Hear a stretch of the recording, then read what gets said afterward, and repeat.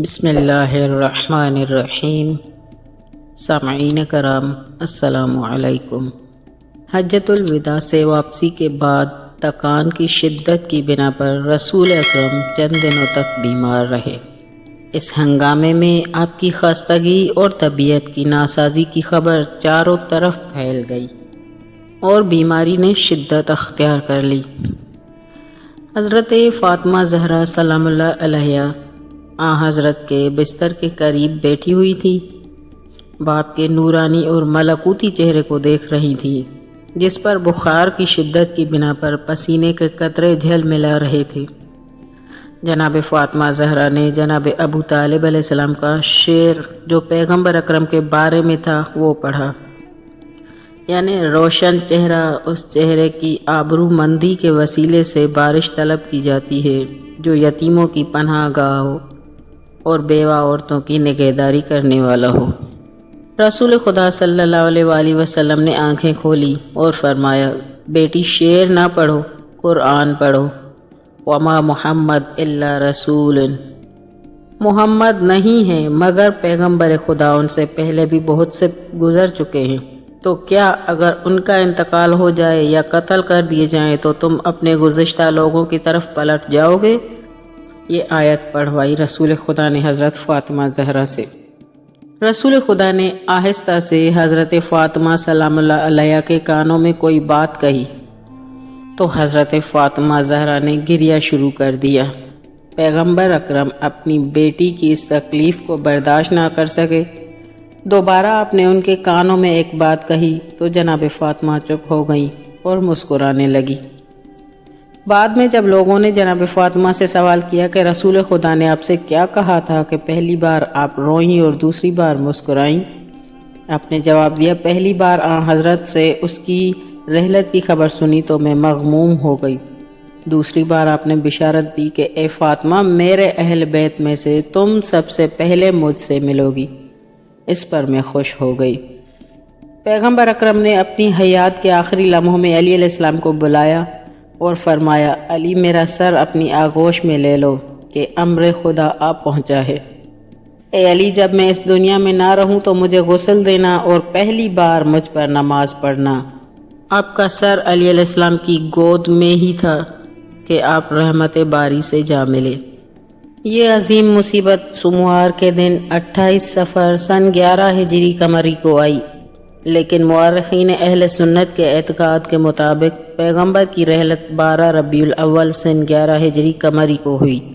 علی نے رسول خدا کے پاکیزہ جسم کو غسل دیا، کفن پہنایا اور نماز پڑھی اس عالم میں کہ آنسو آپ کی آنکھوں سے رواں تھے، اور فرمایا، ہمارے ماں باپ آپ پر فدا ہوں، اے اللہ کے رسول، بے شک آپ کے مرنے سے وحی کا سلسلہ ختم ہو گیا۔ وہ چیز جو دوسرے پیغمبروں کی موت کے بعد ختم نہیں ہوئی تھی، یعنی نبوت و احکام الہی و آسمانی خبریں، اگر آپ صبر کا حکم نہ دیتے اور نالہ و فغاں سے منع نہ فرماتے تو میں آپ کے فراق میں اتنا روتا کہ میرے اشکوں کا سر چشمہ خشک ہو جاتا۔ رسول خدا کی رحلت کی خبر نہایت تیزی سے مدینے میں پھیل گئی۔ علی علیہ السلام جب غسل و کفن میں مشغول تھے، اس وقت ایک گروہ ثقیفہ پیغمبر کے جانشین کا مسئلہ کرنے میں الجھا ہوا تھا۔ غسل دینے کے بعد پہلے علی علیہ السلام نے نماز جنازہ پڑھی، پھر مسلمان دستہ دستہ آتے گئے اور نماز پڑھتے گئے، پھر رسول خدا کو ان کے گھر میں مسجد کے پہلو میں دفن کر دیا گیا۔ پیغمبر دار بقا کی طرف روانہ ہو گئے، لیکن یہ نور نہ تو گل ہوا ہے اور نہ ہوگا۔ ان کے آئین مشعل ہدایت کی طرح بشر کے تاریک راستوں میں رہنما ہے، اور کھربوں انسان صدیوں سے ان کے آئین کے پیرو ہیں۔ اب روزانہ 1 ملیارد مسلمان ساری دنیا میں کروڑوں بار اشہد اللہ الہ الا اللہ و اشہد ان محمد رسول اللہ کی آواز گلدستہ اذان سے سن رہے ہیں، اور بے پناہ محبت کے ساتھ اس آواز کے دل بھر ترنم کو اپنی زبان پر جاری کرتے اور ان پر درود و سلام بھیجتے ہیں، ان کی آسمانی کتاب کو پڑھتے اور اس سے سبق حاصل کرتے رہتے ہیں۔ قرآن کریم 114 سورہ کے جاودانہ اعجاز کے عنوان سے اور محمد کی رسالت پر زندہ گواہ کی حیثیت سے موجود ہے۔ خدا نے ان کے دین کو آخری دین اور ان کو آخری پیغمبر قرار دیا ہے۔ جو ان کے آئین کی پیروی نہ کرے گمراہ ہے۔ خدا اس سے اس کی عبادت کو قبول نہیں کرے گا اور آخرت میں وہ گھاٹے میں رہے گا۔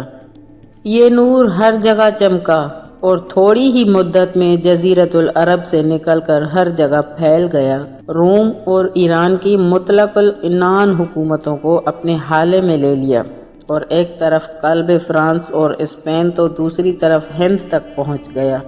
ڈوبتی ہوئی بشریت کو نجات بخشی اور اس کو ایک عظیم تمدن سے روشناس کرایا۔ ختم نبوت کے بعد یہ نور معصوم رہنماؤں میں درخشاں ہوا۔ یہ پاک نور اور نوری پیکر انوار تیرگی میں انسانوں کی ہدایت کے لیے کمر بستہ ہوئے اور انسانیت کو الہی و اسلامی زندگی کی طرف بلایا، اور آج بھی نجات بشریت کا واحد راستہ قرآن و اطرت کی پیروی ہے۔ اور اس نور کا 12واں حصہ ابھی پردہ غیب میں موجود ہے، جو انشاءاللہ تشریف لائیں گے۔ پھر ساری دنیا میں ایک اسلامی حکومت قائم ہوگی اور ساری دنیا میں ایک پرچم لہرائے گا، لا الہ الا اللہ محمد رسول اللہ۔ والسلام۔